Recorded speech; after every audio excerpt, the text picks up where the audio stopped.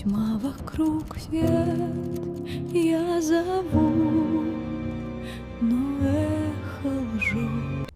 Some crimes read like fiction, and then there are those that make fiction feel safe. Very often we encounter cases that defy what we can imagine.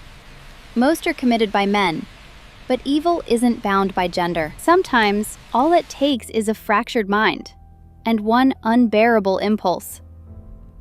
Tonight, we walk a quiet corridor in Saint Petersburg, behind a door marked by chipped paint and silence.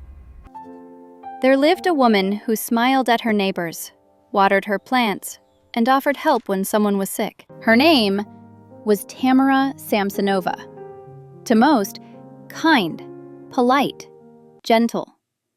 But gentleness, sometimes, is just restraint pretending to be virtue. Behind that calm smile lay a diary, 3 languages, one endless confession. She said something compelled her to act, but maybe it wasn't something at all. Maybe it was the voice we all carry, the one we spend our lives trying not to hear. What begins as a whisper, a pulse of anger, a flicker of despair, can become a command. And when the hands that once served tea begin to serve death, the line between frailty and ferocity disappears. In the summer of 2015, St. Petersburg learned what happens when that whisper is finally obeyed. Ты не можешь спрятать кровь под снег. Шепот прошлого режет как лед. Between every story and silence, there's Noirè. They said evil always looked the same. Sharp eyes, heavy steps, a voice that made you flinch. But sometimes, the people we fear the least are the ones who move the quietest. No warnings, no outbursts, just a rhythm. A quiet courtesy masking something no one could see. In July 2015, in St. Petersburg, Russia, a neighbor reported a foul odor coming from a vacant lot. Firefighters arrived, expecting a dead animal. Something small, harmless. But there were 7 black garbage bags. And inside them, something that would change how St. Petersburg slept that night. The woman responsible lived just down the street. Quiet, polished, impossible to suspect. The stench hit before they even saw it. A firefighter knelt, lifted a black bag, peeled it back. His face drained of color. He looked at his colleague and whispered that it was a human body. Police arrived within minutes. Inside the lot, the remains of an elderly woman, eyes widened, limbs separated, packed in 7 black bags. A working surveillance camera nearby offered a glimpse into the unthinkable. The footage played a frail woman, ordinary in every sense, moving slowly down the street, carrying the bags as if it were nothing more than an errand. The quiet of her neighborhood, the very thing that made her invisible, became the evidence. The surveillance footage revealed a chilling timeline between 2:21 a.m. and 3:54 a.m. on Saturday, July 25th. She moved deliberately, carrying the bags, then vanished down the opposite street. Following the trail, police discovered a dark stain leading into an apartment building. They began asking residents about elderly women living there.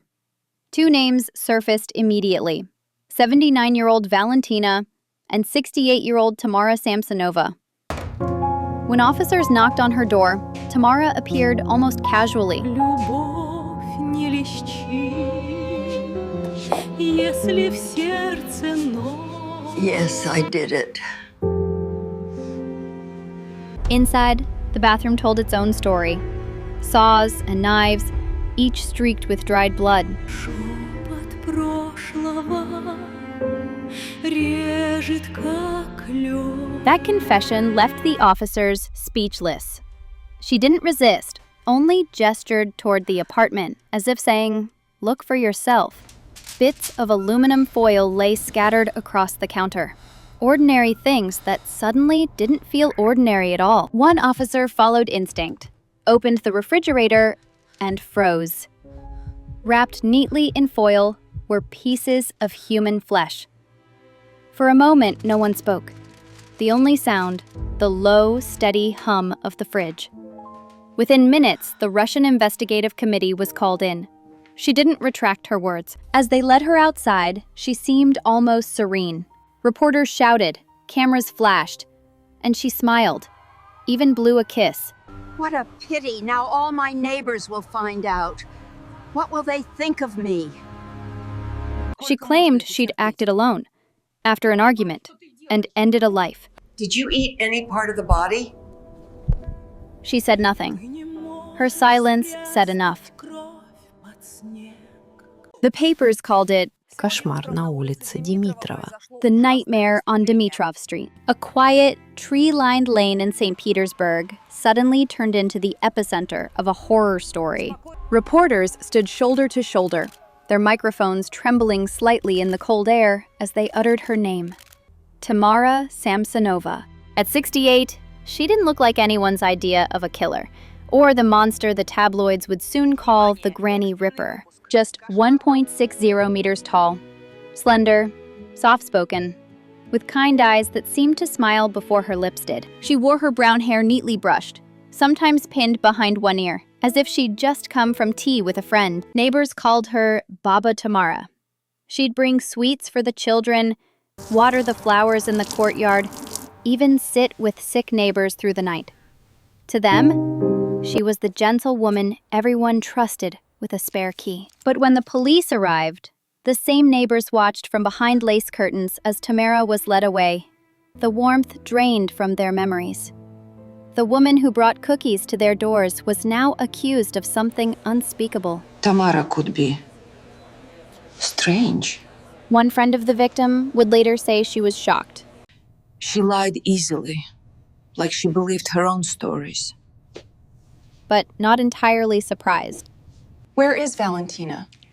Please, don't call the police. She remembered a small, urgent confrontation days before the discovery. She had asked where her friend was, and the reply had been strange. A sudden, nervous grip on her arm. A small gesture, almost insignificant at the time. But now it lingers, a quiet warning hidden in plain sight. In that moment, the cracks in her calm facade were already there, waiting to be revealed. It wasn't a big thing. People blow it up. It started with the dishes. Stupid, honestly. She said something. I said something. We'd been getting on each other's nerves. Anyone would. Investigators later confirmed the dish argument had been ongoing for weeks. To them, it was trivial. To her, it was the beginning of fixation. She let me stay there because my apartment was a mess. But she kept reminding me, clean this, pick that up, like I was a worker, not a guest. After a while, I got tired of it. Valentina had only asked for basic help. But witness testimony described Tamara as increasingly irritable, withdrawn, and short-tempered, showing early signs of resentment that never openly surfaced. That night, I didn't plan anything fancy. I just wanted her to sleep so we'd stop arguing. She liked Olivier salad, so I made it. I added the pills. It wasn't complicated. Forensic toxicology would later show nearly 50 sedative tablets mixed into the food, crushed finely enough that no taste remained. At 2 a.m, she was still breathing. I thought she'd be gone by then. She wasn't. So I finished it. That's all there is to it. Her word finished avoids every detail. The investigators had to reconstruct those parts themselves. The knife, the blunt trauma, the blood pattern in the kitchen. People think I was angry. I wasn't. I was just tired. Very tired. Her vital signs during interrogation, pulse steady, voice calm, no agitation, matched classic profiles of emotionally detached offenders. The rest, the bags, the cutting, that was practical work. Had to be done. I don't know why people ask about it so much. But the practical work she describes clinically took hours. She boiled the head separately, sectioned the limbs with 2 different tools, sorted organs with surprising precision, keeping some, discarding others. She avoided the chest entirely. too soft. She favored the liver, firmer. Those details came not from her, but from the forensic report. There's no story to it. I did what I did. That's it. And yet the silence that followed her confession wasn't from shock, but from the officers realizing she believed every word exactly as she said it. Simple, practical, ordinary. Inside the apartment, investigators found what looked like the leftovers of a double life. Books on occult rituals and black magic practices sat next to astrology manuals she annotated heavily. The real discovery was the diary. Hundreds of pages written in German, Russian, and English, documenting, without emotion, how she dismembered and ate at least 11 people, including her husband. The diary wasn't art, it was accounting. Macabre drawings of body parts, lists of dates, and comments about how monotonous she found her life. One entry described killing a tenant, using the same method she used on others, and then eating the victim's lungs. Another described the night she killed her husband in 2005, the dismemberment, the consumption of his genitalia, and how she scattered the remaining pieces around the neighborhood. As they cross-checked her notes, investigators started linking her to old missing persons files. A body found in 2003 with the arms and legs removed matched injuries described in her diary. A blood-stained business card from that same year turned up in her belongings. Some victims' heads were never found, and investigators believed she may have eaten them. At least 11 murders were confirmed, with more suspected. Her behavior in court didn't help her case. She smiled directly into cameras. She blew kisses. She claimed a maniac forced her to kill. When asked why she stopped after Valentina, But I had nowhere else to live. she'd thought about prison 77 times and decided she belonged there. Her trial became a public spectacle. It was broadcast. Psychiatrists determined she was dangerous to herself and everyone around her. She was sent to a psychiatric hospital in Kazan.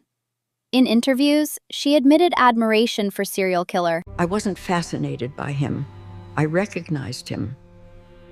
People like us live off the map. To understand how she got here, investigators looked back. Tamara Samsonova was born in 1947 in Krasnoyarsk. Her parents were alcoholics who survived the war, and they described their survival in graphic detail. She grew up normal enough, good grades, no discipline issues. She studied multiple languages at the Moscow State University of Linguistics and graduated with honors. She moved to Saint Petersburg and married a man named Ale in 1971. They lived on Dimitrov Street. She worked in a travel agency, taught languages privately, and later spent 16 years at the Grand Hotel Europe. Over time, her behavior shifted. She was hospitalized 3 times for paranoid schizophrenia. Her husband eventually vanished.